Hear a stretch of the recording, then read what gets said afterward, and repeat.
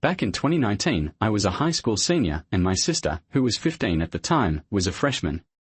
We lived with our parents, who had been married for 2 decades.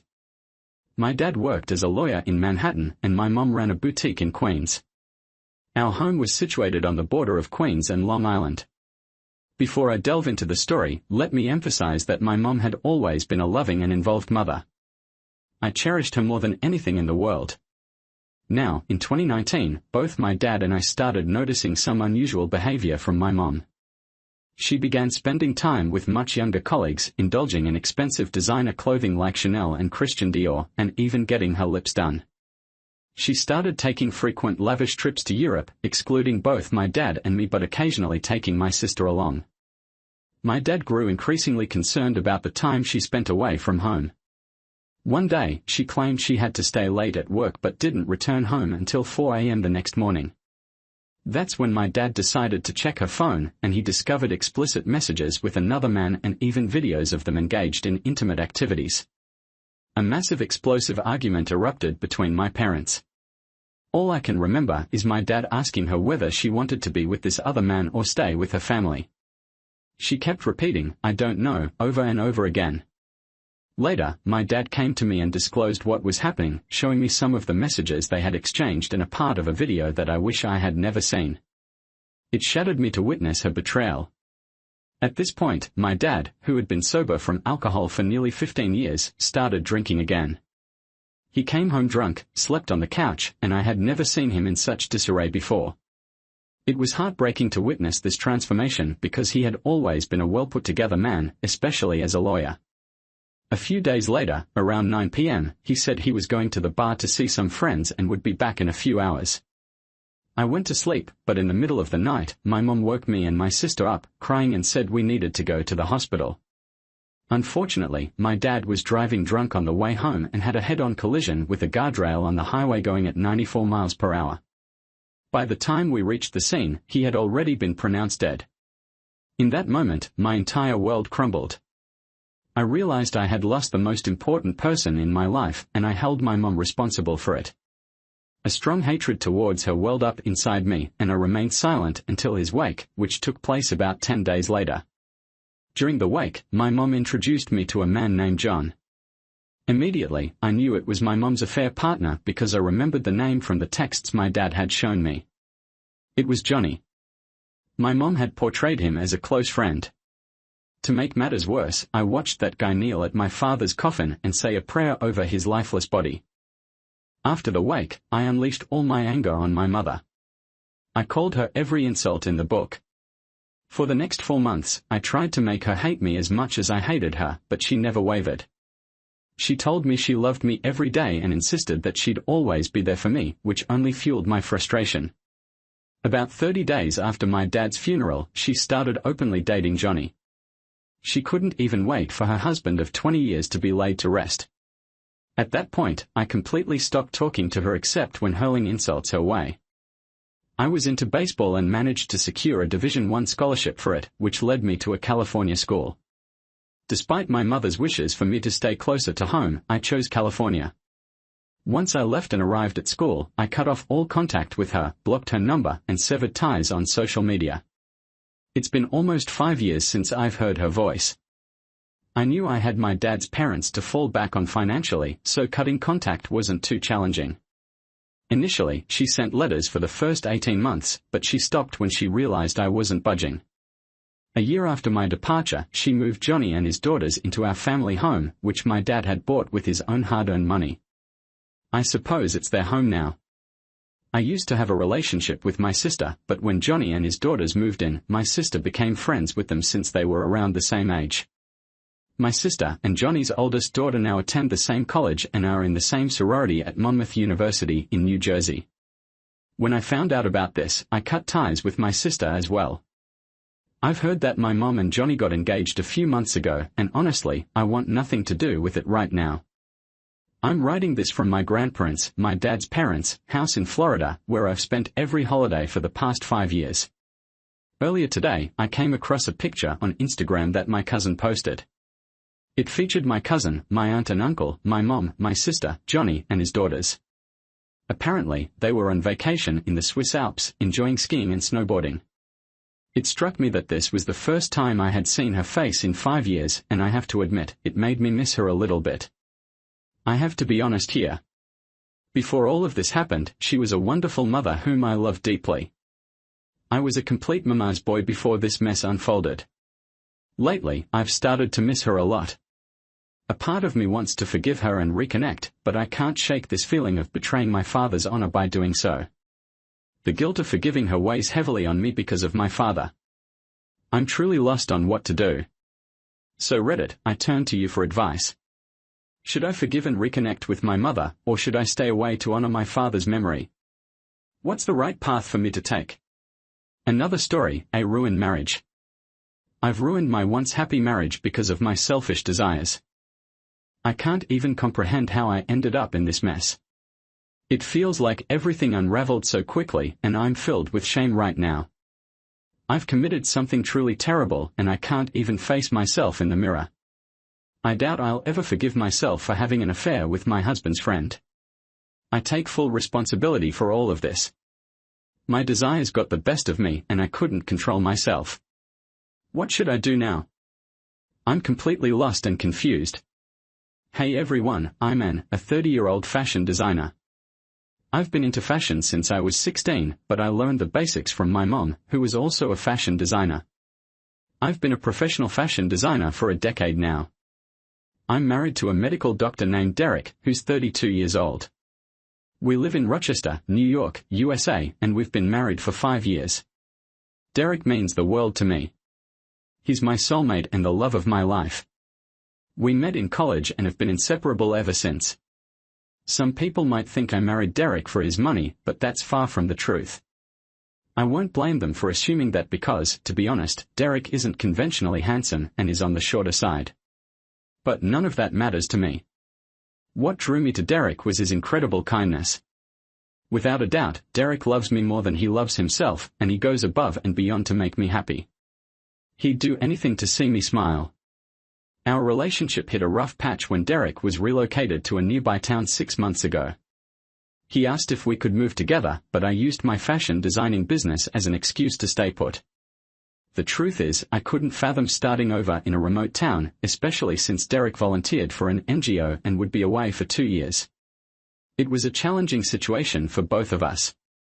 I explained to Derek that I really wanted to join him, but my business commitments prevented me from doing so. He understood my reasons, but I could sense his disappointment in his expression. He reassured me that he'd visit once a month, and I agreed. Little did I know that being apart would create such a significant rift in our marriage. The distance became a problem, and even keeping in touch became a challenge due to Derek's busy schedule. Nevertheless, he made an effort to communicate with me occasionally. Derek made sure that we stayed in touch at least 3 times a day, and we had daily video calls. He kept his promise by visiting me at least once a month. Over time, I started feeling increasingly bored. Even though Derek was my best friend and we used to do everything together, it became tough for me to cope with the loneliness. I longed for someone to be by my side.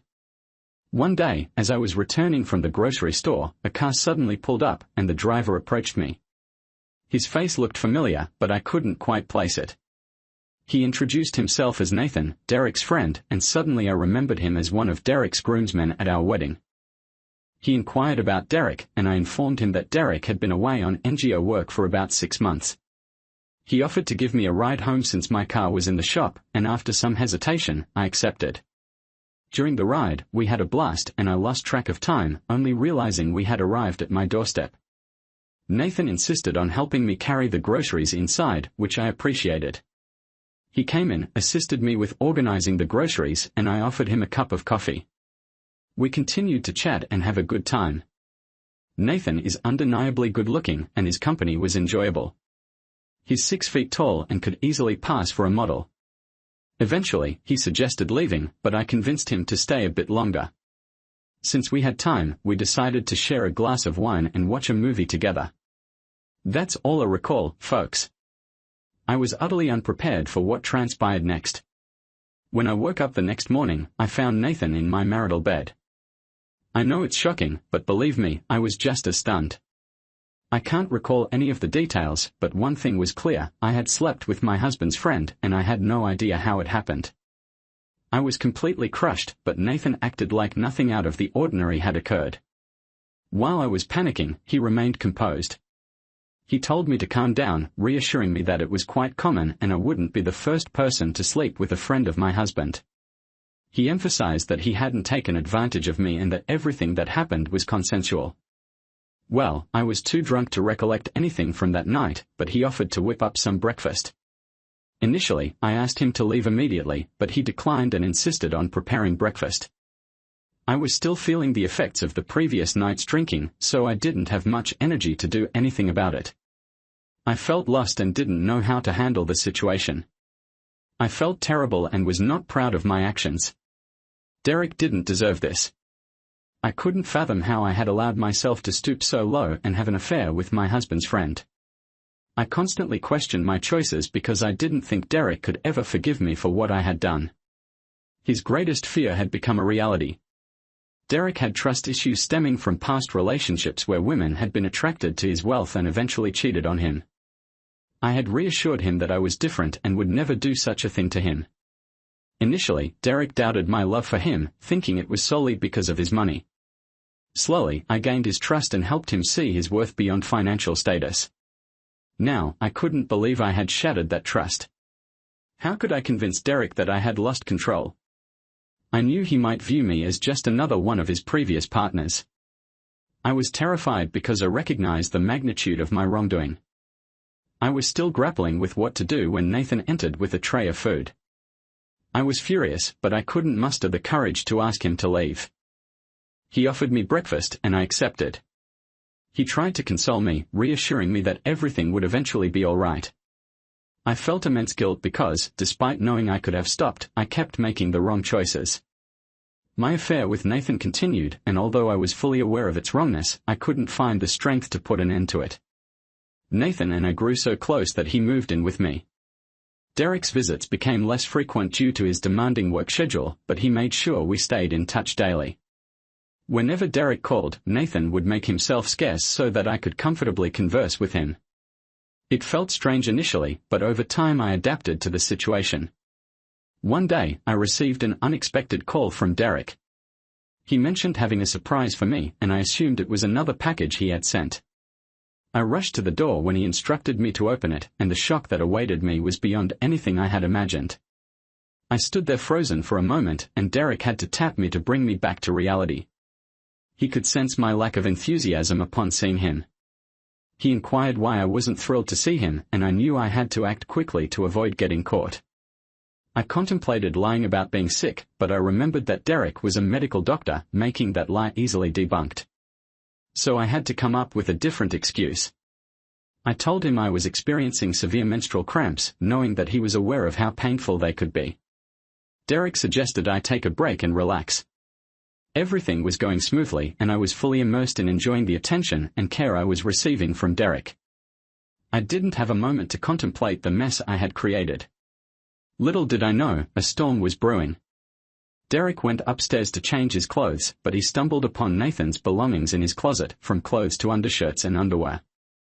Derek was furious and his anger was evident in his tone when he spoke to me. In that moment, I wished I could vanish into thin air. I knew this could spell the end for me. I wanted to confess, but I couldn't muster the courage. I was convinced that Derek would never forgive me if I admitted to having an affair with his friend. So I held my secret tight, and miraculously, I didn't get caught. When Derek asked about the items he found in his closet, I spun a web of lies. I told him they belonged to my brother, who happened to be in town for work.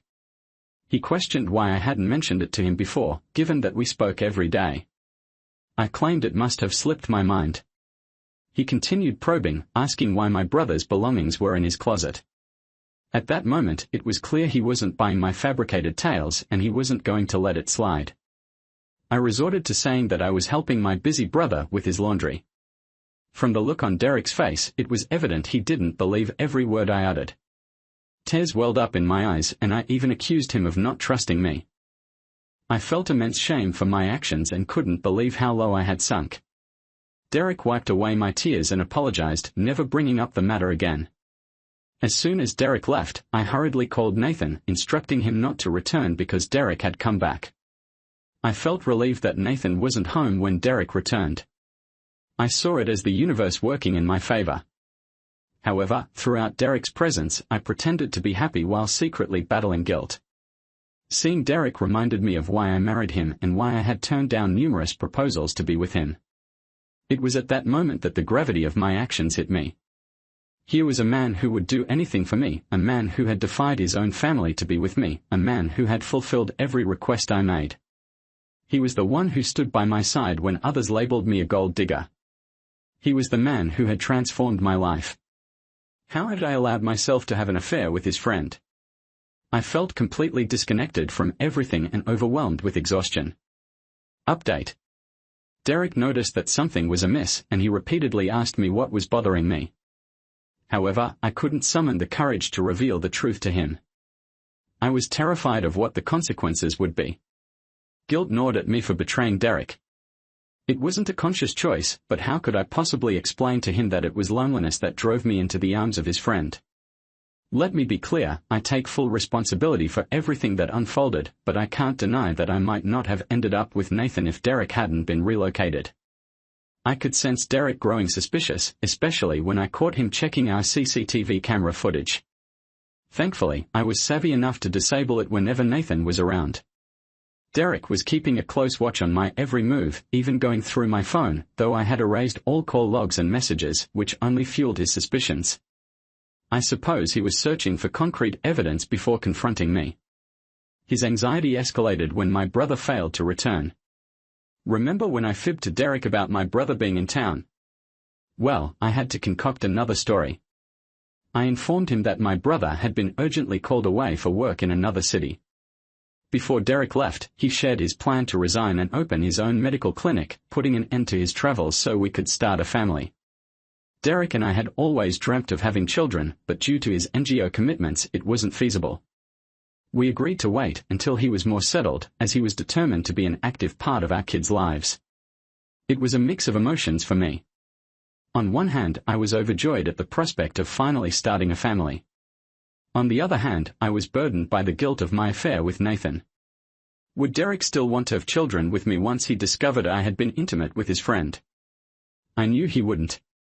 I knew the man I married was unforgiving. He had never forgiven any of his ex-girlfriends who had cheated on him.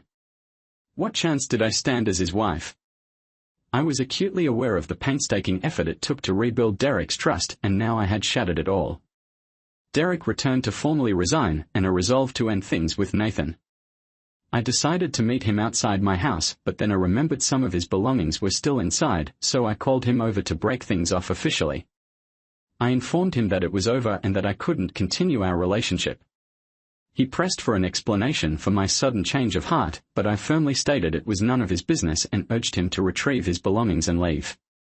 Nathan begrudgingly began packing his things, predicting that I'd regret my decision one day and come back begging. I assured him that such a day would never come. Amid our exchange, my phone rang, and I glanced at the caller ID, discovering it was Derek. My heart practically leaped out of my chest. I gave Nathan a signal to excuse me, and he obliged. I answered the call, and Derek mentioned he was checking in on me and letting me know he had officially resigned. I felt elated, and our conversation continued. For a moment, I completely forgot that Nathan was still around, lurking in the background. As I was chatting with Derek on the phone, Nathan walked in with a loud, angry tone, announcing he had packed his stuff and was leaving. In that instant, I felt like my world was collapsing. Nathan must have assumed my call was over because Derek and I typically had brief conversations due to his demanding work schedule. I prayed that Derek hadn't overheard what Nathan had said, but my hopes were dashed when Derek inquired about Nathan's presence in our house. How could he have recognized the voice? I had assumed they were just casual acquaintances. I forgot to mention one thing about Derek: he has an uncanny ability to remember faces and voices. It's one of his distinctive traits. As I was struggling to process everything, he asked again what Nathan was doing in our home. I was too stunned to utter a word. I never imagined I'd get caught, at least not like this, and certainly not right after ending things with Nathan. My mind drew a blank, and I couldn't conjure up another lie. Derek revealed that he knew I had been unfaithful when I tried to pass off the clothes in his closet as my brother's and when he discovered I had disabled the CCTV camera. He suspected my infidelity, but what he didn't know was that I had been cheating with his friend. Tears streamed down my face uncontrollably. At that moment, he instructed me to leave his house before he returned. I couldn't fathom my predicament, and it felt as if my world had crumbled to pieces. Leaving Derek's house wasn't an option. I mean, where would I even go? Returning to my parents' home was out of the question.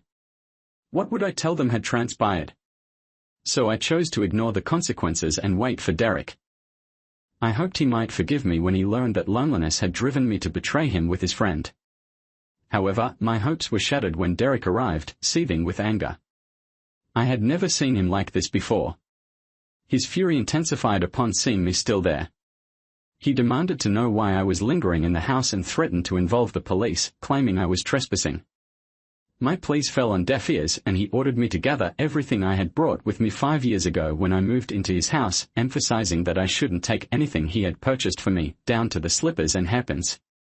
I got down on my knees and started pleading desperately. I begged him to forgive me and give our relationship another chance, but he remained stubborn and didn't listen to a word I said. He even vowed to make my life difficult. I tried everything I could, but Derek was unwavering in his decision. What made it even worse was that I couldn't reach out to anyone for help because I would have to spill all the details and I knew no one would truly understand my situation, not even my friends. They always told me how fortunate I was to be married to such a loving, kind, and generous man. Throughout our marriage, Derek made sure I lacked nothing and money was never a problem. When I saw how resolute Derek was, I packed a few of my belongings and left, unaware that it would be the last time I set foot in our marital home. I sought refuge at my fashion store, hoping to resolve things with Derek. The next day, I temporarily closed down the store and sent my employees home. Right now, I'm trying to gather my thoughts and figure out what steps to take. I desperately want my husband back in my life. Update. It's still a complete mystery to me how my life took such a sudden turn. I mean, how did I go from living in a luxurious mansion to squatting in my own store? It all happened so swiftly and it felt surreal, like a bad dream that I wished I could wake up from. After spending several days sleeping at my fashion store, the reality of my changed life hit me hard and I cried profusely. I was so consumed by my thoughts that I didn't even realize when I dozed off. The next day, I was awakened by the ringing of my phone, and it was our lawyer on the line. He wanted to meet with me, and I asked him to come to the store. To my utter shock, he arrived with divorce papers in hand. I couldn't believe my eyes. He requested that I sign the divorce papers, but I vehemently refused. I attempted to call Derek only to discover that he had blocked my number. Determined to confront him in person, I began preparing to go to our house. However, just as I was getting ready, a group of people arrived at the store, and the lawyer introduced them as the new owners. I was utterly flabbergasted, and it took all my remaining strength to stay on my feet. Apparently, Derek had sold my store and donated the proceeds to charity. I couldn't believe what I was hearing. Why would Derek do this to me? I never imagined he was capable of such a deceitful act. While it's true he initially financed the store with his money after we got married, I was the one who put in all the hard work to turn it into what it is today. How could he simply discard all my efforts? His name was on the ownership papers, but I never once thought we'd end up in a divorce. The new owners of my store gave me a 24-hour deadline to vacate the premises. I felt fortunate at first, thinking I could use that time to convince Derek to forgive me and change his mind. I left the store and headed to Derek's place, but I was met with yet another shocking revelation. Derek had sold our house and I was denied entry. That's when it hit me that I'd lost everything. I didn't have the luxury to wallow in self-pity because it was evident that Derek was determined to make things as difficult as possible for me. I made numerous attempts to call him, but my calls never went through. Eventually, I had no choice but to sign the divorce papers and accept that it was time to move forward with my life. I left the store and decided to stay at a hotel. However, I encountered another shock when my card was declined. It turned out Derek had struck again, wiping out everything from our joint account. We had opened that account together with my suggestion, as Derek earned more, and it allowed me access to his funds for shopping.